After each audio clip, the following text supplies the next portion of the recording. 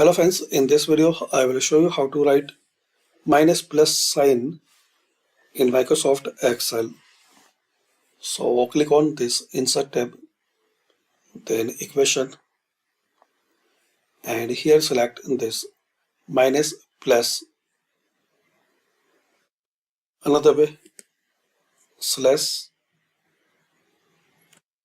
and write MP, then press spacebar one time.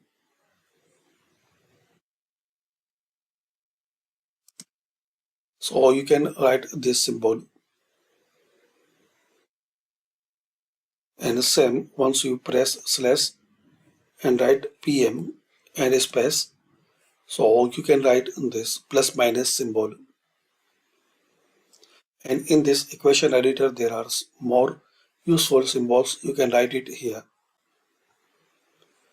So thanks for watching. Comment this video useful for you.